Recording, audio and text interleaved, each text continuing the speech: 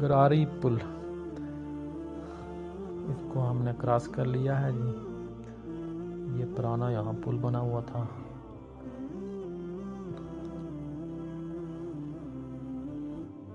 آزاد پتن سے گراری پل کراس کر کے سون تک تمام سڑک دریا کے کنارے بنی ہوئی ہے۔ یہ انتہائی اچھا روڈ میپ ہے۔ یہاں بھی ایک نالا آتا ہے اور نالے کے ساتھ بھی آپ دیکھ سکتے ہیں یہاں بھی ایک سروس اسٹیشن ہے اور یہاں ایک ساتھ میں چھوٹا سا ڈھابا بھی ہے۔ اس سامنے آپ دیکھیں گے کتنا خوبصورت نظارہ ویو، ساتھ ساتھ دریا کے نظارے بھی کرتے جائیں اور روڈ کے نظارے بھی۔ بہترین حالت میں روڈ موجود ہے یہاں۔ دریا کیسا خاموش اور روانی کے ساتھ بہتا ہوا۔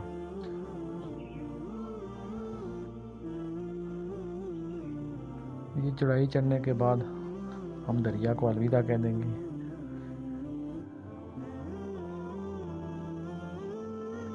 یہ اب نئی روڈ بنی ہے، ورنہ پہلے یہاں انتہائی مشکل ہوتا تھا۔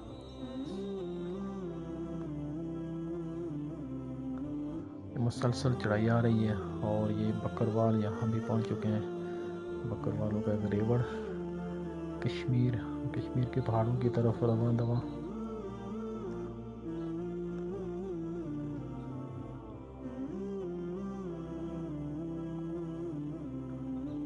یہ اب ہم دریا کو الوداع کر کے سون کی طرف پہنچ چکے ہیں، کیونکہ دریا یہاں سے ہولاڑ سائڈ کی طرف جاتا ہے۔ یہاں باندھ کر ڈیم بھی بنایا گیا ہے جس کی وجہ سے پانی خاصا اونچا ہے۔ یہ ہم داخل ہو چکے ہیں جی سون خوبصورت گاؤں۔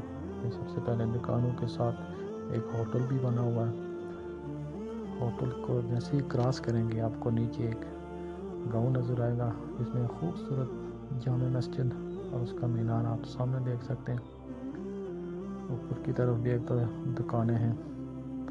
یہ ساتھ ہی روڈ کے ساتھ گاؤں ہے اور نالے کے اوپر پل انتہائی خطرناک پوزیشن ہے، فی الحال تعمیر کے مراحل میں ہے، لیکن اس کے ساتھ دیکھیں تو سیفٹی نہیں ہے اس طرح کی۔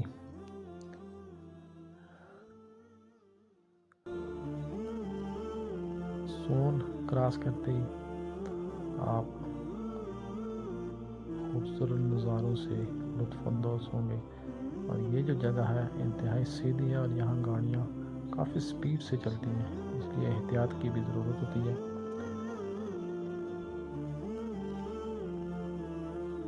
سون کے تھوڑا سا آگے یہ بھی ایک ہوٹل بنایا گیا اور خوبصورت ترین مسجد دیکھنے کو مل رہی ہے۔ یہاں امرود کے باغ بھی ہیں، سیزن میں آپ یہاں امرود لے سکتے ہیں،